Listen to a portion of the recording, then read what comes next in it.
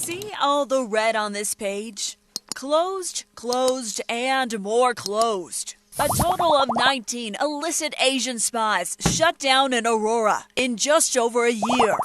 Meanwhile, Colorado Springs, well, we have a whopping total of 36 open illicit parlors. That's 19 closed to 36 open. So why is Aurora so successful? The short answer, the city actually did something about it. Just ask City Councilman Charlie Richardson.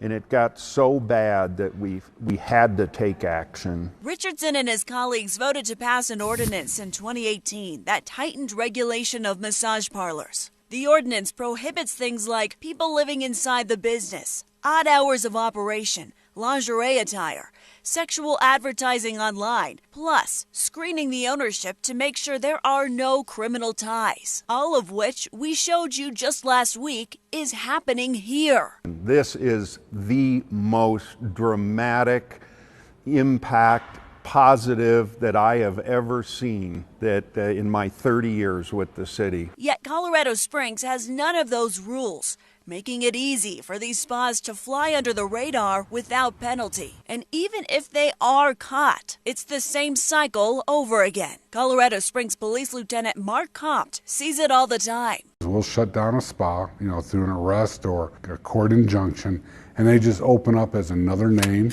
under a new owner, or they swap spas. Let's go back in time a bit. Apple Tree Spa you see behind me used to be right off Bismarck Road in Colorado Springs. Then it got busted and reopened as Ocean Spa. Then got busted again and reopened as Eve Spa. It's patterns like that, Trevor Vaughn with Aurora's Tax and Licensing Department says, are now prevented. Well, now in our ordinance, when we shut down an illicit massage business, it has to stay as something else. It has to be something else for 24 months before it can be a massage business again, to make sure that that operation changes over.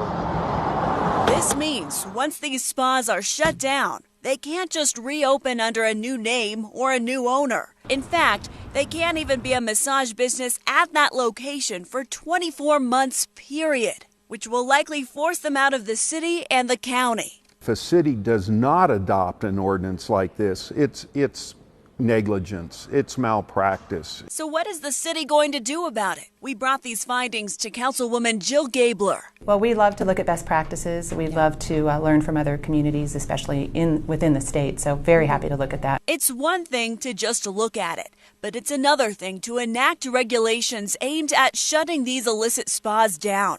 And I'll tell you, we'll be watching.